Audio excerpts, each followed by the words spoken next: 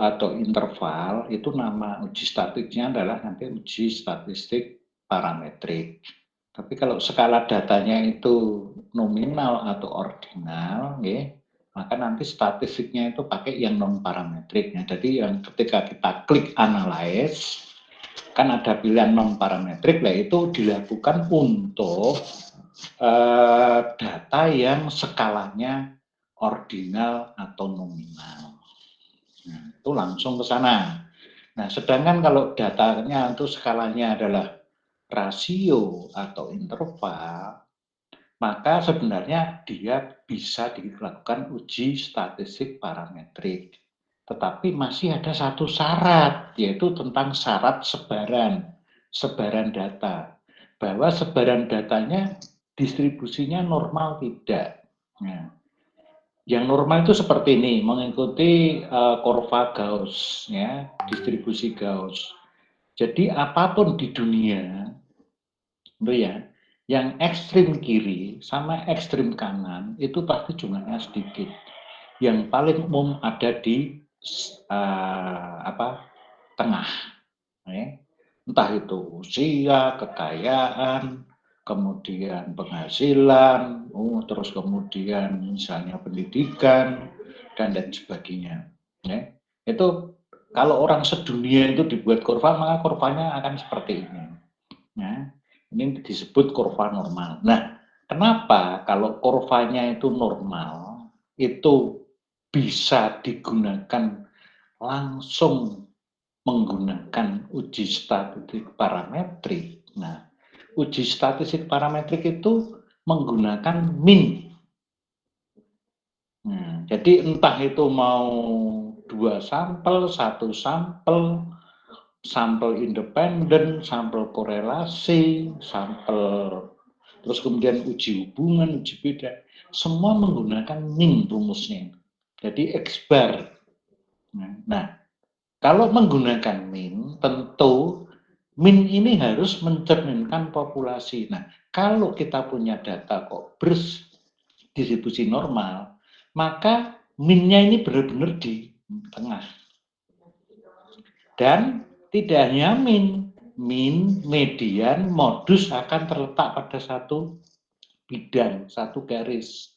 Maka kalau sekarang data kita itu setelah diuji distribusi kok normal, maka min median modus terletak satu garis. Kalau min median modus itu terletak satu garis, artinya apa yang terjadi di sampel itu menggambarkan apa yang terjadi di populasi. Nah, maka kita kalau di laboratorium itu kan banyak yang menggunakan istilah sampling. Kenapa? Karena kalau misalnya kadar Hb, seluruh darah pasien itu dikeluarkan, terus seluruhnya diukur kadar Hb, maka akan ketemu seperti kalau kita mengambil hanya 20 mikron. Kenapa? Karena yang 20 mikron ini memiliki distribusi sama dengan yang 4,5 liter. Ini namanya generalisasi. Dari kita hanya memeriksa sebagian kecil untuk menilai yang gede, yang luas, yang besar. Nah, jadi kita di Thailand itu sudah menerapkan statistik inferensial namanya, generalisasi.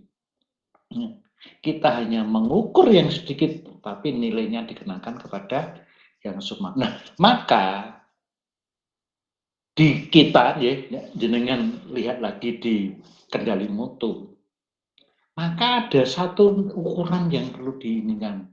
Apa? CV. Ingat CV? CV tidak boleh lebih dari sekian, tidak boleh lebih dari sekian, tidak boleh lebih dari sekian. Kenapa? Karena kalau CV-nya melebar, berarti antara min, median, modus itu juga tidak dalam satu garis. Nah, maka kalau CV-nya gede, hasilnya jangan dikeluarkan. Karena apa? Karena distribusi sampel tidak sama dengan distribusi populasi. Distribusi sampel tidak sama, kenapa? mungkin alatnya, mungkin reagennya, mungkin tenaganya, sumber dayanya, mungkin yang lainnya. Nah itu, nah, karena kalau kita melakukan pengukuran apapun di laboratorium itu adalah kolaborasi dari kesalahan yang banyak melibatkan hal, ya, entah alat, listrik, kemudian kelembapan, kemudian pencahayaan, kemudian reagen dan lain sebagainya. Banyak yang terlibat di sana.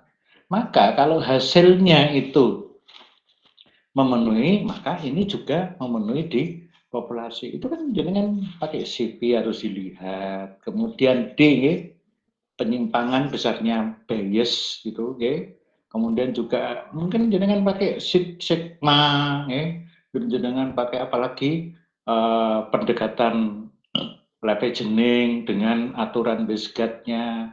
Kenapa kalau ada yang nilai 3S apa S ya, 3S S3 ya, ini nggak boleh, apalagi 2 kali S2 nggak boleh dan lain sebagainya. Ya kenapa? Semakin melebar bias dengan mendekati X-bar. Coba dengan lihat lagi kurva leveraging. Itu yang di tengah itu X-bar. Ya. Nah, semakin jauh dari sana itu kan ada batas kontrol, ada batas, gitu. Nah, ingat itu, ya. Ini sebenarnya menerapkan statistik itu, ya apa kendali mutu. Maka kalau jenengan kok punya nilai itu mendekati X bar, itu bagus. Artinya penyimpangannya terhadap ke populasi umum dan populasi yang di dalam tubuh orang dengan sampel yang kita keluarkan itu nggak terlalu jauh sehingga boleh dianggap sama. Nah, karena itu menerapkan itu, maka lihat semua nilai normal itu nggak ada yang satu angka. Patiring. Kenapa? Karena mentolerir antara sekian sampai sekian ini yang benar. Ini dia sebenarnya melakukan apa? Level of significant. Ya. Makanya saya kan selalu bilang kalau statistik itu penting buat TLM. TLM kok sampai tidak memahami kaidah-kaidah statistik ya berarti kerjanya nggak terkontrol gitu loh. Jadi ketika mengerjakan tidak punya kewaspadaan dini. Loh, hasil saya kok gini? Aduh, apa ini? Ya, harusnya kan begitu sebelum mengeluarkan. Terlebih nanti dengan sebagai apa? Verifikator dan validator yang tidak mengerjakan. Nah, itu, oke. Jadi kembali ke sini, ini, ya. Jadi kenapa kalau datanya itu kan yang punya min itu hanya yang data kontinu atau data yang skalanya rasio atau interval, itu bisa dihitung minnya. Kalau ordinal sama nominal kan nggak bisa dihitung minnya, nggak ada rata-ratanya, nggak ada. Ya karena nggak ada nggak bisa dipakai. Nah, sementara rumus parametrik itu semua pakai min. Nah, karena pakai min maka harus dilihat dulu minnya ini min yang benar enggak, dia di tengah enggak. Maka ada satu lagi yang dipakai yaitu uji distribusi data. Nah, kalau distribusi datanya normal, dikatakan normal apabila gambarnya seperti ini. Lupa kan sampel saya 20 kalau digambarkan nggak seperti ini. Enggak. Seandainya itu diplotkan di populasi, apakah nanti akan tergambar seperti ini atau enggak? Itu namanya menaksir. Untuk menaksir, ya itu ya namanya juga meramal, menaksir, menebak.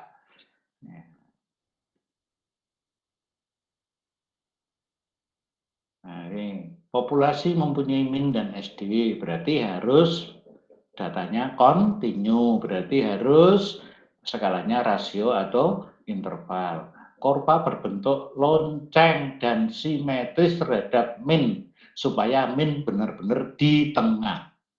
Median, modus, dan min seluruhnya sama. Jadi nilainya min, median, dan modus itu sama, yang benar. Daerah di bawah kurva nilainya 1, mempunyai ekor yang panjang di kedua sumbu. Jadi tidak boleh langsung menukik. Karena yang tidak normal, artinya yang kondisi menyimpang tapi dianggap normal itu ada. Jadi di dunia ini nggak mungkin 100% jelek, 100% benar, itu nggak ada. Nah, makanya kita memberikan apa? Toleransi. Nah, toleransinya berapa? 5% untuk penelitian di bidang kesehatan. Oke. Ini kalau ngitung ya, tapi nanti kita tidak akan menghitung ya. Nah, uji normalitas data dengan SPSS, gitu, itu kalau datanya kecil menggunakan uji namanya Shapiro-Wilk. Tapi kalau datanya besar menggunakan Kolmogorov Smirnov. Tapi nanti SPSS ngitung kedua-duanya. Makanya dengan nanti yang dilaporkan yang mana? Dilihat yang mana ini data saya. Kecil itu gimana? Kecil itu kurang dari 50. 50 itu bukan gabungan misalnya sampel A dan sampel B, A-nya 25, B-nya 25. Bukan begitu. Karena A dan B itu kan menjadi satu kesatuan. Nah, itu kayak. Nah, itu nanti larinya ke sana. H0 diterima jika sig lebih besar dari 0,05 atau alfa sama dengan 5%. Kenapa H0 itu diterima kalau malah lebih besar? Ya, berarti kalau H0 diterima berarti data berdistribusi normal. Tapi kalau H0 ditolak, maka data berdistribusi tidak normal. Karena distribusinya tadi kan diharapkan gini, toh. Jadi kurva Gauss, kurva normal itu adalah kurva populasi, sedangkan kurva yang kita uji adalah kurva dari sampel. Jadi kalau sampel ini identik dengan Gauss, maka dikatakan berarti kan tidak ada perbedaan kurva distribusi sampel dan kurva distribusi populasi. Tidak ada perbedaan. Kata-kata tidak ada itu bunyinya H0. Nah, kalau tidak ada perbedaan berarti data homogen. Ya. Maka H0-nya seringkali hanya ditulis data homogen. Itu artinya tidak ada perbedaan kurva distribusi populasi dan sampel.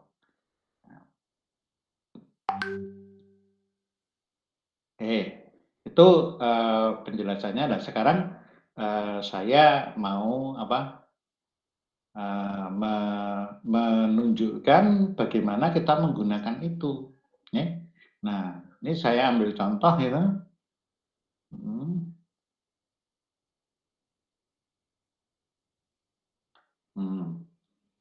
Nah, ini ya. Ini misalnya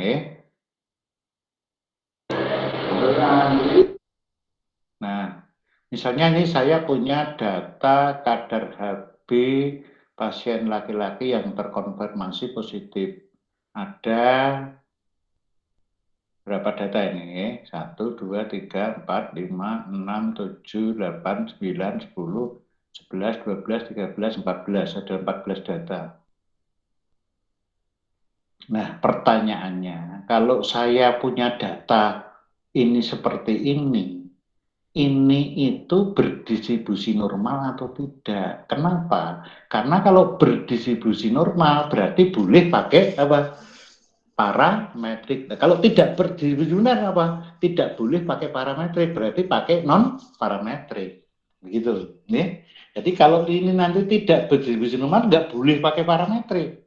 Karena parametrik kan syaratnya dua. Satu, datanya kontinu, artinya punya min dan SD. Yang kedua, distribusinya harus normal. Nah, kalau distribusinya tidak normal, berarti tidak memenuhi syarat. Maka tidak boleh pakai parametrik, berarti harus pakai non parametrik. Apa datanya dirubah? Tidak perlu. Nah, gitu ya. Nah, di sini pertanyaannya, ini data saya ini, data ini yang 9, 10, 11,5, 12, ini min-nya apakah nanti juga menggambarkan min di populasi? Ini kan saya hanya punya data dari 14 pasien. Nah, apakah pasien seluruhnya yang terkonfirmasi positif, rata-rata kadar Hb-nya nanti juga juga seperti ini, sehingga nanti distribusinya apakah sama dengan distribusi yang di sampel. Nah, maka di sini pertama kali kita lakukan dulu uji distribusi data. Hipotesis ini anu ya, cara penulisan diikuti supaya jenengan tidak lupa. Nah, hipotesis. Nah, ini nanti tentunya saya hapus dulu ya, karena kan belum ada.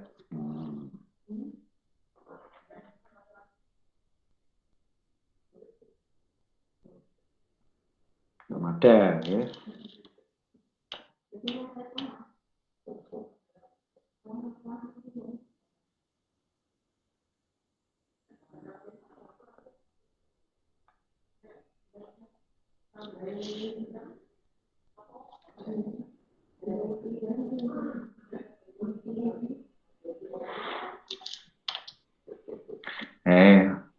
Jadi tulis dulu hipotesis ya, bunyinya begini. Tuliskan dulu ketentuan ya. H0 diterima jika sig lebih besar atau sama dengan, ingat tadi di PowerPoint tadi ya. Ditolak jika kurang dari 0,05. Hasilnya Bapak kita entry dari SPSS ya, kesimpulan dan sebagainya. Nah, ini nanti kita lakukan uji dulu distribusi data. Silakan dibuka SPSS-nya.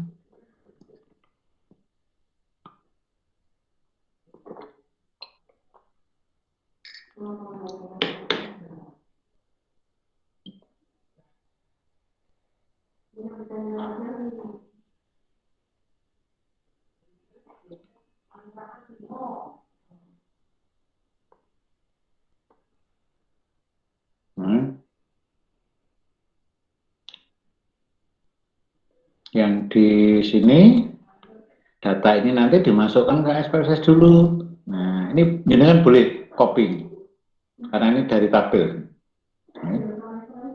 Ini di copy. Terus dengan buka apa? Excel.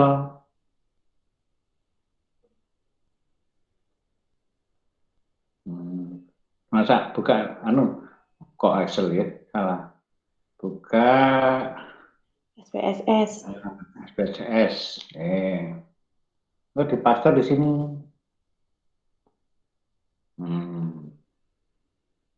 Tadi 1 desimal ya.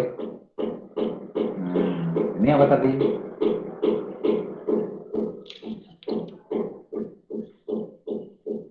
HB gitu aja ya. HB 1 desimal. Kadar HB pasien terkonfirmasi COVID-19. Paling non nggih, karena kan ini numerik nggih. Nah, ini. Jadi entry data sudah ya. Selanjutnya kalau kita lihat di SPSS kan terus nulis hipotesis sudah ya. Nah, terus ini ketentuan, ini dasarnya kita nanti menulis. Nah, hasil berarti ini dihasilkan dulu. Ya, ini dihasilkan dulu. Ini kan belum selesai karena ini baru entry data. Nah, untuk uji normalitas data, letaknya adalah, monggo kalau mau dicatat ya, analyze.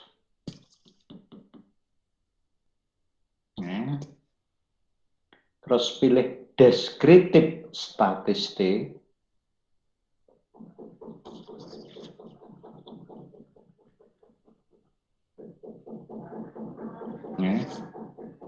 Terus pilih explore.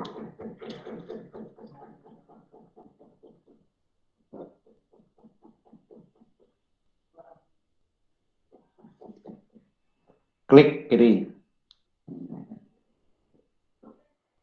Terus ini yang mau diuji dimasukkan ke dependent list dengan ini di blok ya, sudah otomatis blok, dipindahkan dengan ini. Nah, jadi ini untuk memindahkan ke kanan kiri.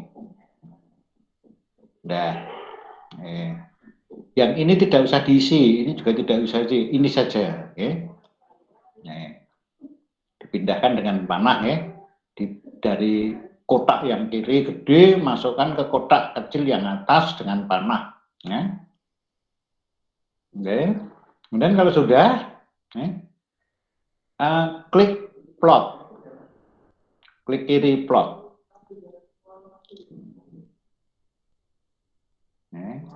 Terus centang pada normalite plot with test.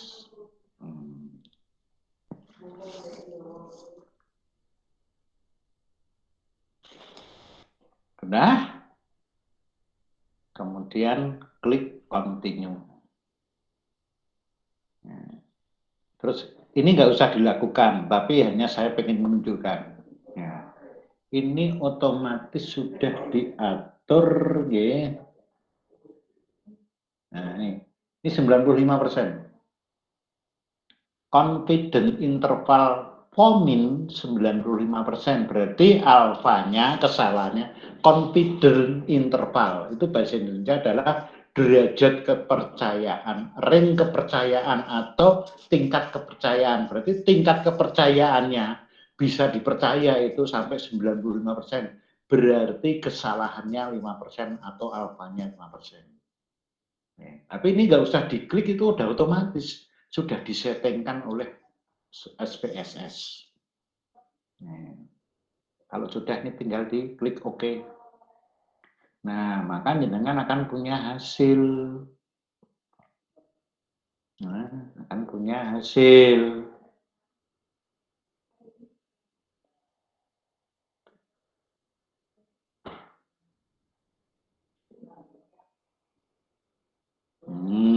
Seperti ini hasilnya. Oke. Nah, di sini lihat apakah N-nya 14 betul enggak? Oh, betul. Terus kemudian missing-nya 0, artinya yang tidak dipakai, yang di-delete datanya tidak dihitung 0. Betul kan? Karena kita pengen semua dihitung. Oke. Sehingga ini total yang dihitung adalah 14. Oke. Nih, min-nya 10,229.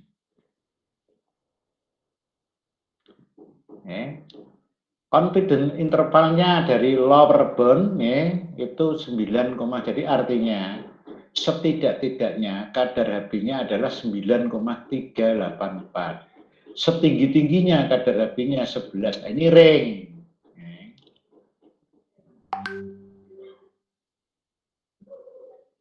5% remet min ya. Jadi yang bisa dipastikan 5% yang hampir sama adalah ini dan seterusnya, okay? Ini saya nggak usah bahas satu persatu. SD-nya ini, ya, maksimum ini, minimum ini, ringnya sekian, ya, semua informasi itu ada. Ya, skewness, ya, kurtosis, ya, ini kan di bawah 2 semua, ya. Terus ini standar error, ya. Nah, ini juga masuk. Nah, ini ukuran-ukuran seperti ini sangat deskriptif ya. Jadi ini sebenarnya jenengan tidak terlalu deskripsikan nggak apa-apa, karena yang ini itu sifatnya adalah hanya informasi tentang deskriptif, sehingga pemahamannya itu bisa berbeda-beda. Nah, yang kita baca yang ini test of normality, ini di copy. Ini caranya diklik sampai ini ada panah merah, terus di sembarang tempat dengan klik kanan, terus pilih copy. Nah, terus ini bisa dimasukkan ke Word. Nah, misalnya saya masukkan ke sini, ya, di paste.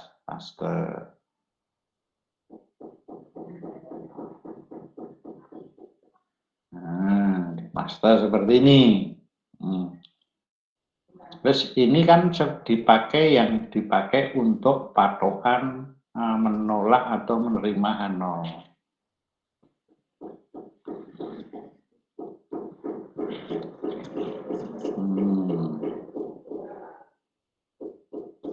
Nah, ini kan sampelnya hanya 14, berarti yang dibaca pada Sapirovid, bukan pada Kolmogorov Smirnov. Jadi pada Sapirovid. Nah, berapa signya? 0, kalau seperti ini bacanya 0,605. Tadi ketentuannya berapa? 0,05. Berarti masuk yang A atau masuk yang B? Kayak gitu ya. Ini dari ketentuan ini cocok yang A atau cocok yang B? Oh ternyata cocok yang A, berarti H0 diterima. Karena sig pada Sapirovid 0,603 lebih besar 0,05. Karena H0 diterima, maka kesimpulannya data berdistribusi normal.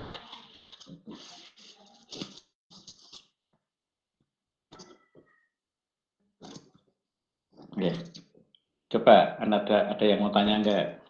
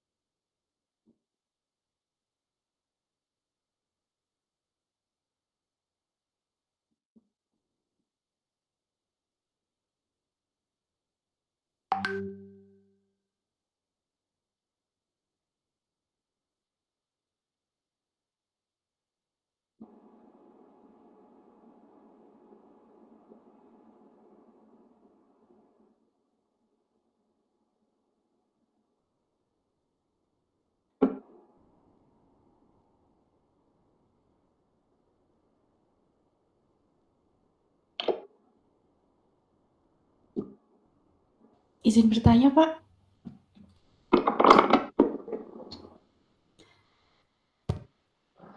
Silakan. Pak, tadi mau dijelaskan kembali yang untuk baca yang tes normality itu, Pak.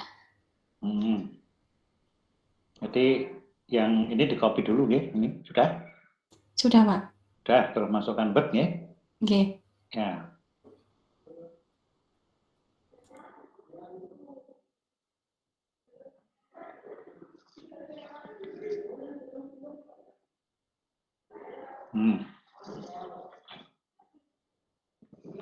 Ya, yang ini di warna lain, harus ditebalkan. Ya.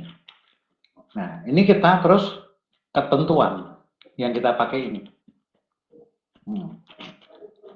ini ada ketentuan H0 diterima jika sig pada satu periode lebih besar dari 0,05.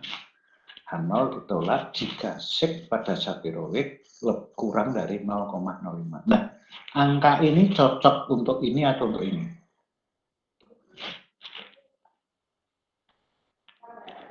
(0,603) ini sesuai dengan pertama atau kedua?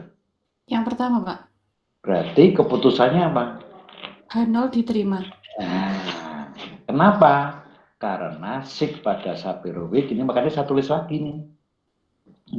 Karena kalau hanya langsung ini kan nggak tahu kenapa kok diterima ya. Jadi besok kalau buka lagi ini, oh ini.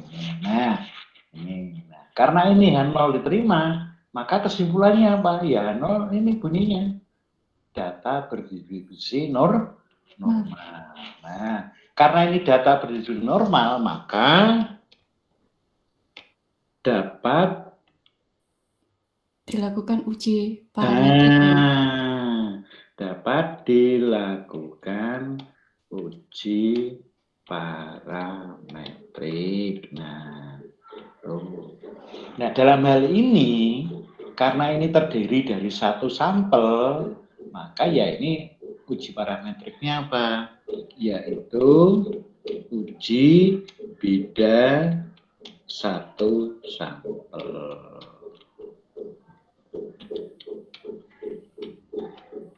Karena kalau satu kan nggak mungkin uji bunga.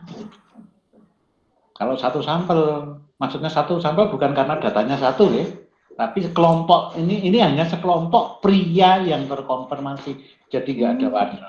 Iya kan, soalnya kan ini loh. Iya. Ini hanya pada laki-laki yang terkonfirmasi. Jadi ini semua pasien laki-laki gitu loh, nggak ada. Berarti kan nggak ada variabel lain. Ya, itu maka disebut satu sampel. Nah, terus dikatakan, ya toh, kalau satu sampel itu harus ada nilai yang dibandingkan. Nah, maka di sini kita pakai angka 12. Kenapa 12? Ini kan nilai normal HB. Gitu loh. Nah, maka terus ini uji T satu sampel, gitu. Terus hipotesisnya apa? Kadar HB pasien terkonfirmasi COVID lebih besar atau sama dengan 12. Nah, H0 kan harus pakai kata-kata sama dengan. Lebih besar atau sama dengan. Sedangkan kalau HA-nya adalah kurang atau lebih kecil dari 12. Karena teorinya kalau AB-nya orang COVID kan rendah gitu ya. Berarti ini kan sesuai dengan asumsi. Nah, maka di sini angka 12 ini nanti masuk dalam perhitungan. Ini namanya test value nanti. Nah, ini ketentuannya adalah H0 diterima jika C lebih besar atau sama dengan 0,05 dan H0 ditolak jika C kurang dari 0,05. Ini sebenarnya hampir sama terus ya, seperti itu. Oke. Oke, yang ini tadi cara bacanya sudah ngerti ya? Oke, Pak, terima kasih, Pak. Mbak Anita Prindes, ada nggak nih? Mbak Anita Prindes. Ya, siap Pak. Ada Pak. Ngerti dulu, udah paham? Sudah siap paham Pak. Terima kasih. Mas Muhammad Effendi, ada? Halo Mas Muhammad Effendi. Iya Pak. Sudah ngerti? Tanya Pak. Sudah. Ayo Mas Effendi, sudah ngerti dulu Mas Evan. Sudah ya? Ya, sebentar Mbak Istiqomah, sebentar. Mas, kalau sudah ya syukur gitu lah. Monggo Mbak Istiqomah, monggo. Silakan Mbak Istiqomah.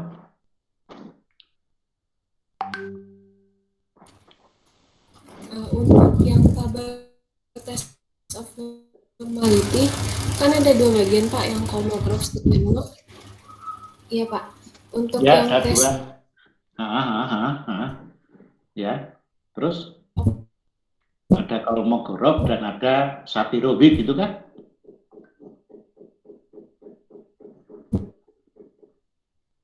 Ya, nanti kan ada baca pasti Nah, sinyalnya Mbak Istiqomah datang pergi. Oke, yang ditanyakan yang mana Mbak?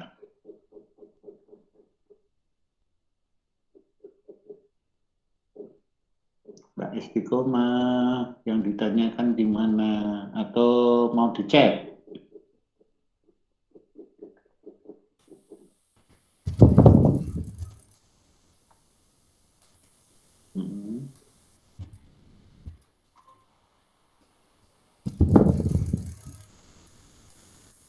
Ada dua, tadi dua apa ya Mbak Istiqomah? Ada 2 bagian, kan ada Kolmogorov Smirnov sama Sapirowicz. Oh. Nah, itu yang dibaca pasti yang Sapirowicz. Nah, tadi kalau datanya ya entah itu pasangan, entah itu tunggal, kalau kurang dari 50 atau sama dengan 50 pakai Sapirowicz. Tapi kalau lebih dari 50 pakai Kolmogorov Smirnov. Itu ya. Jadi data kita hari ini kan cuma 14. Berarti pakai Sapirowicz. Begitu Mbak Istiqomah? Mbak Iner. Oh nggih, monggo. Monggo Mas. Mbak terus silakan.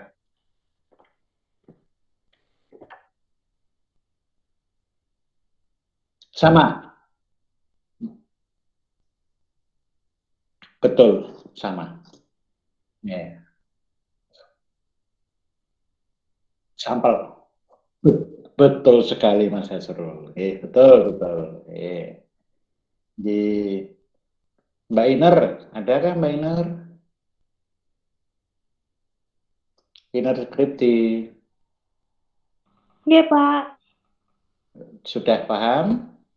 Sudah, Pak. Alhamdulillah. Terima kasih, Pak. Mbak Laura ada?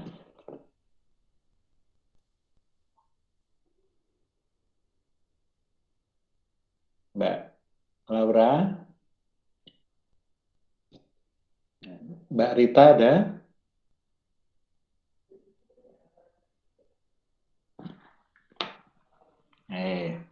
Itu ya. Nah, sekarang kalau sudah, terus kita lanjutkan uji yang tadi ya. Karena ini kan jadi setiap kita melakukan uji, kalau data kita itu datanya skalanya rasio, ya, maka pertama kali yang dilakukan adalah uji normalitas data. Setelah itu maka dilanjutkan dengan uji apa sesuai dengan tujuan. Nah, dalam hal ini kalau seperti ini, maka hanya ada satu kemungkinan, yaitu uji beda satu sampel. Maka di Word dengan baca itu uji T satu sampel, uji T itu uji beda. Dimulai dari hipotesis. Hipotesisnya menggunakan lebih besar, lebih kecil boleh. Menggunakan sama, tidak sama boleh.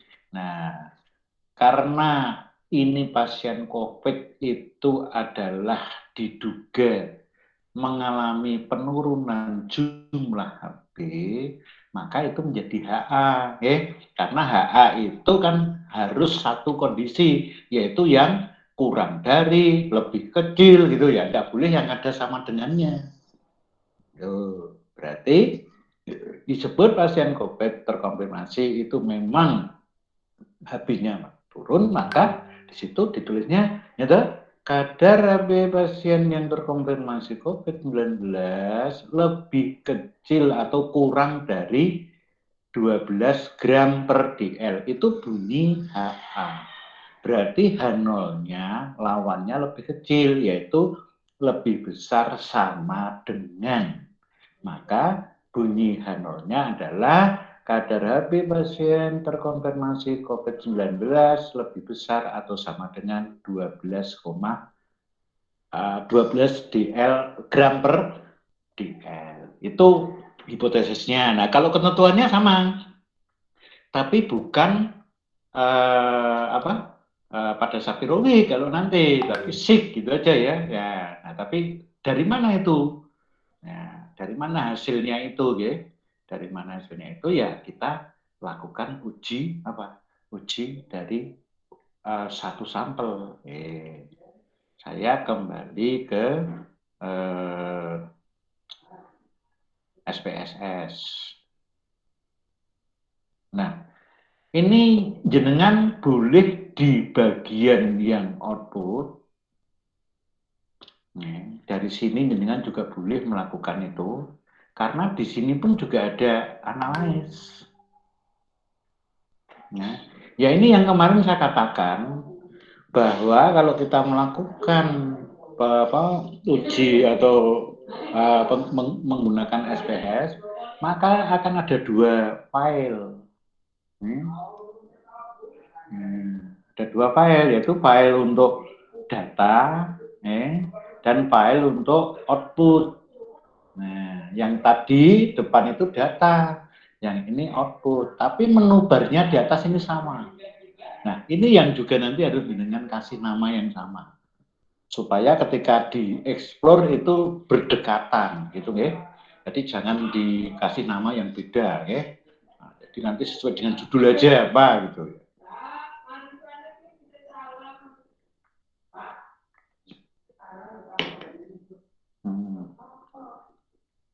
Nah, uji beda itu namanya apa?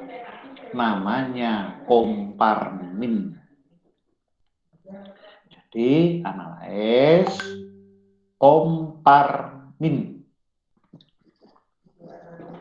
Nah, komparmin ini ada empat model. Yang pertama one sample t-test. Yang kedua independent sample t-test. Yang ketiga pirate sample t-test. Yang keempat one way ANOVA. One sample t-test itu untuk uji T1 sampel. Jadi yang akan kita pakai hari ini. Independent sample t-test adalah untuk uji beda dua sampel independen. Dua sampel independen.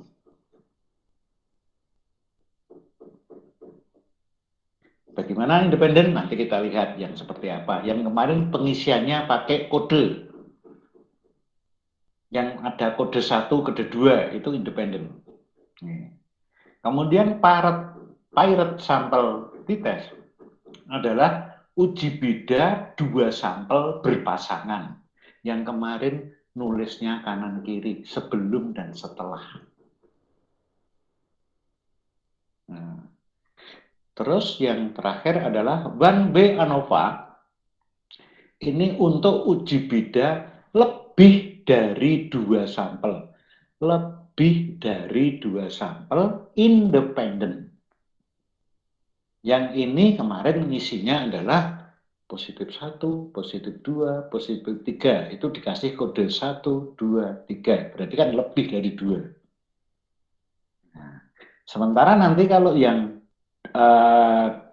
lebih dari dua sampel berpasangan, namanya nanti diuji repeated ANOVA.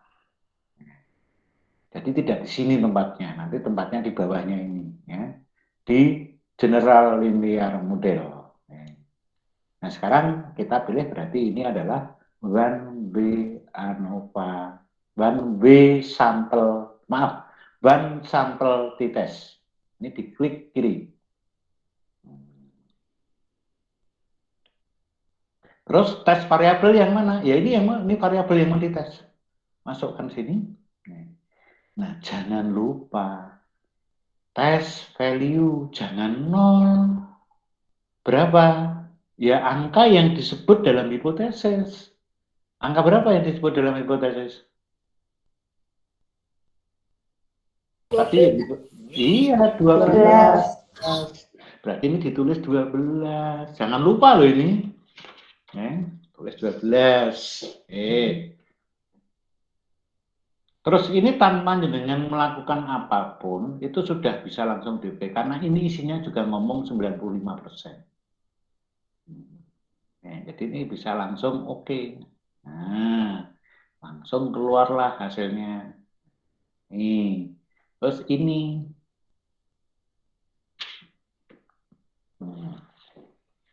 Ini N-nya 14, betul. Rata-ratanya tadi sudah ya, di SD-nya ini, standar error-nya ini. Sama dengan yang ini tadi. Sama. Nggak ada bedanya, karena soal yang sama. Nih. Nah, ini yang di copy. Copy. Nih.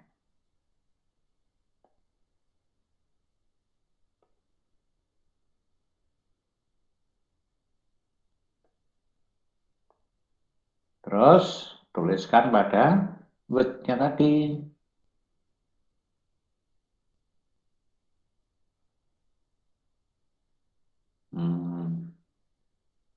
Dimasukkan di sini. Ya, ini tinggal paste aja nih. Nah.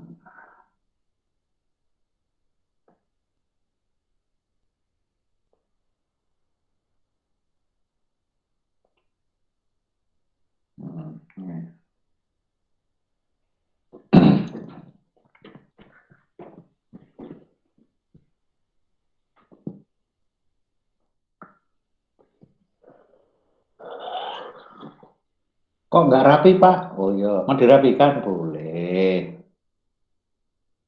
Jenengan letakkan kursornya asal di dalam kotak yang mau dirapikan. Ini kan nggak rata kanan ya. Nah, jangan lupa, jangan kursornya di sini, tapi di dalam kotak ini. Dalam kotak sini. Terus ini apa? Auto layout.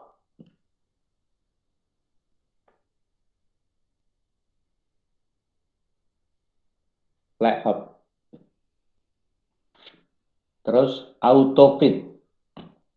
Klik auto fit content. Nah, kan lebih rapi.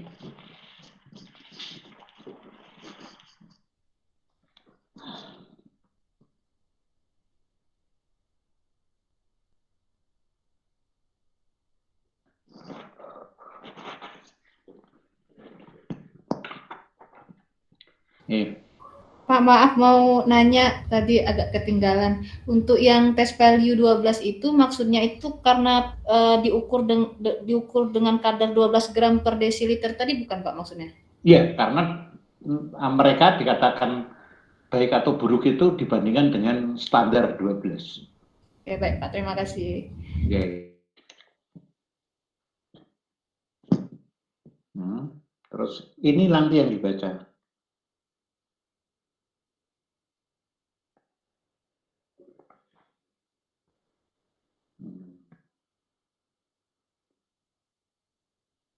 (0,001) itu memenuhi syarat ini atau memenuhi syarat ini?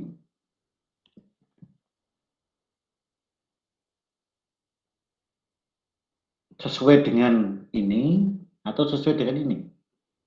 Yang bawah. Yang bawah ditolak, Pak. Iya, tapi keputusan harus ditolak karena signya 0,001 kurang dari 0,05.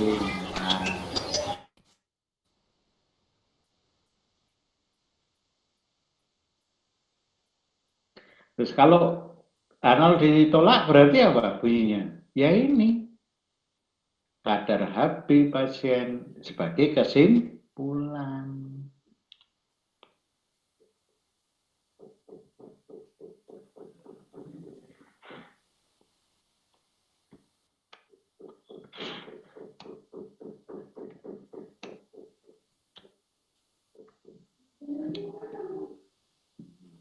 Hitung, ya. Ini nggak usah pakai artinya, nggak apa-apa. Ya, langsung ini aja, ya podo kok ya.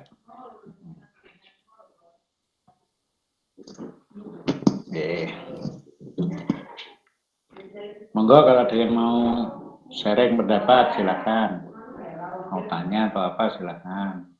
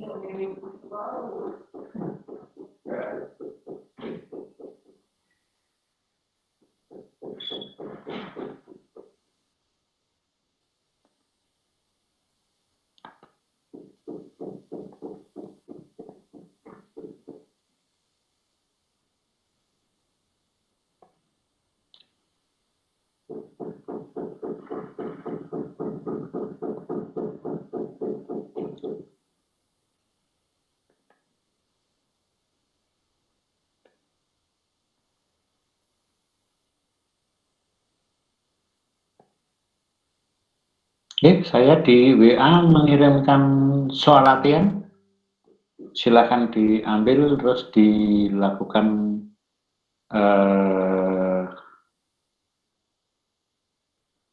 dilakukan analisis, terus ditulis lengkap di Word-nya, terus nanti Mbak Leti, maaf, ini untuk PJ-nya Mas siapa nih? PJ-nya statistik? Indra, Pak. Nah, Mbak Indra, nanti tolong ditunjuk siapa yang suruh mempresentasikan hasil pekerjaannya Mbak Indra. Mbak Mas, Indra? Pak, Mas. Oh, Mas Indra, Mas Indra. Mas Indra, halo. Mas Indra ada? Mas Indra.